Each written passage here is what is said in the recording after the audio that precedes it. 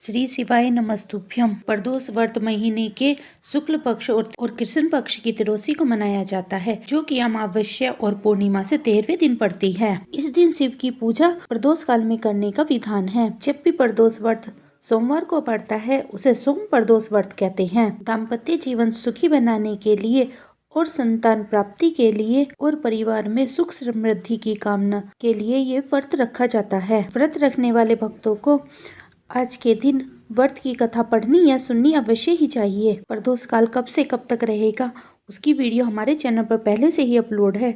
आपने अगर नहीं देखा है तो वहां जाकर आप देख सकते हैं। सोम प्रदोष व्रत की कथा सुनते समय अपने हाथ में सफेद पुष्प और अक्षत रखने चाहिए। अगर सफेद पुष्प ना हो तो आप कुछ भी मीठा ले सकते हैं। श्रद्धा और विश्वास के साथ ये अक्षत और पुष्प भगवान शिव के चरणों में अर्पित कर देने चाहिए। सूत जी बोले, एक नगर में एक ब्राह्मणी रहती थी।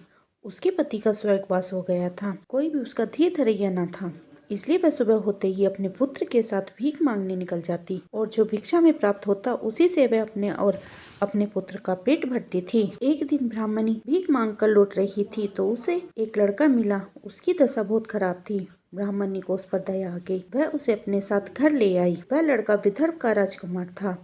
पड़ोसी राजा ने उसके पिता पर आक्रमण करके उसके राज्य पर कब्जा कर लिया था, इसलिए वह मारा मारा फिर रहा था। ब्राह्मणी के आश्रम में वह ब्राह्मण कुमार की तरह पलने लगा।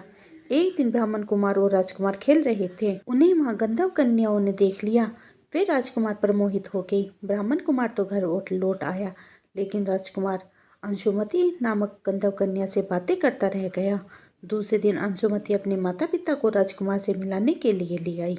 उन्होंने राजकुमार पसंद आया। कुछ ही दिनों में अंशुमति के माता पिता को शंकर भक्त ने स्वप्न में आदेश दिया कि वे अपनी कन्या का विवाह राजकुमार से कर दे। उन्होंने अंशुमति का विवाह राजकुमार के साथ कर दिया। ब्राह्मणी को ऋषियों ने आज्ञा दे रखी थी कि वह सदा प्रदोष व्रत करती रहे। उसके व्रत के प्रभाव और गंधर्वराज की सेना की सहायता से राजकुमार ने विदर्भ से शत्रुओं को मार भगाया और अपने पिता का राज्य पुनः प्राप्त कर लिया। वह आनंद पूर्वक रहने लगा। राजकुमार ने ब्राह्मण को अपना मंत्री बनाया।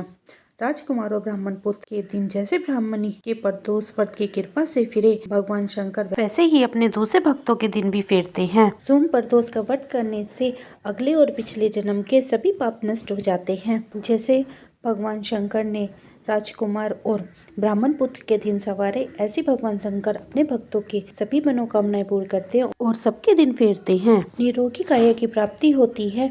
पौराणिक कथाओं के अनुसार चंद्रदेव को पाप के कारण क्षय रोग हो गया था। उन्होंने भी इस पाप के निवारण हेतु सोम प्रदोष व्रत किया और प्रदोष काल में पूजा अर्चना की। कहते हैं कि प्रदोष काल में भगवान शिव बहुत प्रसन्न मुद्रा में होते हैं और इस समय की गई पूजा पाठ को वे बहुत जल्दी स्वीकार कर लेते हैं और अपने भक्तों के सभी दुखों को दूर करते हैं और उनकी झोली खुशियों से भर देते हैं और जो भी उनकी अधूरी मनोकामना हो उसे भी वो पूरा कर देते हैं। इसीलिए कहा जाता है कि प्रदोष व्रत में प्रदोष काल में हमें पूजा करनी चाहिए। आज की कथा पसंद आई हो तो प्लीज़ वीडियो को लाइक दीजिए और अगर अभी आपने चैनल को सब्सक्राइब नहीं किया हो तो सब्सक्राइब कर लीजिए, क्योंकि इसी पर मैं रोज नई कथा कहानी लेकर आती हूँ। सभी व्रत त्योहार की आपको पूजा विधि और सही डेट और सभी कथाएं आपको पता चल सके।